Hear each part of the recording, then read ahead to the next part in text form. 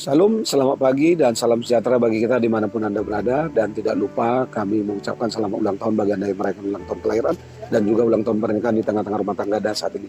Kiranya Tuhan memberkati hidupmu dan rumah tanggamu. Kami juga selalu berdoa kepada Bapa di surga, bagi Bapak Ibu, saudara-saudari yang terbaring lemah di tempat tidur, baik di rumah sakit maupun di rumah Anda. Kiranya Tuhan menjawab doa-doa kita dan Anda sekalian diberikan kesembuhan untuk dapat kembali beraktivitas sebagaimana biasanya. Sebelum kita melakukan segala sesuatu aktivitas dalam satu hari ini, mari kita terlebih dahulu mendengarkan firman Tuhan untuk kita saat ini yang diambil dari kitab Ulangan pasal 10 ayat 12 begini dikatakan. Sekarang hai orang Israel, apa yang dituntut Tuhan Allahmu darimu? Selain takut akan Tuhan Allahmu, hidup menurut segala jalannya, mengasihi Dia, beribadah kepada Tuhan Allahmu dengan segenap hatimu dan dengan segenap jiwamu. Demikian firman Tuhan. Saudara, pasti di antara kita pernah sesekali bertanya kepada Tuhan di dalam doa kita, apakah yang Tuhan inginkan dari hidup kita? Sebuah pertanyaan klasik yang hampir setiap umat percaya tanyakan kepada Tuhan. Jika kita membaca firman Allah dalam satu perikop di dalam kitab Ulangan pasal 10 ayat 12 hingga 22, sudah sangat jelas yang diminta Tuhan dari umatnya adalah taat dan bersyukur.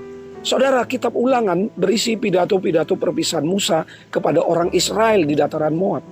Pidato Musa ini sangat penting dalam rangka memperlengkapi umat Israel ketika memasuki tempat yang baru, suasana yang baru, dan memulai kehidupan yang baru di tengah-tengah berbagai kehidupan yang beraneka ragam. Di tanah perjanjian itu banyak ancaman terhadap kehidupan kerohanian mereka. Sehingga tujuan pidato Musa dalam kitab Ulangan ini adalah mengingatkan umat Israel untuk tetap setia dan taat kepada Tuhan yang telah membawa dan memimpin mereka keluar dari tanah perhambaan Mesir ke tanah kebebasan, yaitu tanah Kanaan. Melakukan kehendak Tuhan merupakan wujud nyata dari hidup yang taat dan bersyukur.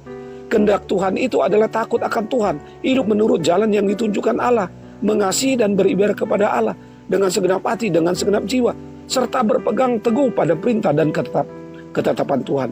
Di sini dituntut Tuhan kepada umatnya adalah memusatkan segala potensi dan kepentingan Tuhan, serta berusaha mengindahkan setiap petunjuk demi pelaksanaan kehendak Tuhan. Sebagaimana kita bisa melihat di dalam Roma 12 ayat 1-2. Sangat penting untuk mengetahui apa yang diinginkan Tuhan dari kita. Hal itu dapat kita ketahui dengan membaca dan mendengar firman Tuhan. Dengan membaca dan mendengar firman Tuhan kepada kita, dinyatakan apa yang telah dan yang akan Tuhan lakukan dalam hidup kita, dan apa yang diinginkan Tuhan dari kita. Yang diinginkan Tuhan dari kita adalah mempersembahkan hidup kita dan segala yang ada pada kita menjadi ibadah dan penyembahan, menjadi puji-pujian kepada Allah. Saudara, apakah kita sudah mengetahui apa yang diinginkan Tuhan dari kita? Dan apakah kita sudah melakukannya? Jangan-jangan kita masih dalam tahap mengetahui saja. Saat inilah waktu yang tepat untuk kita menjadi pelaku-pelaku apa yang diinginkan Tuhan.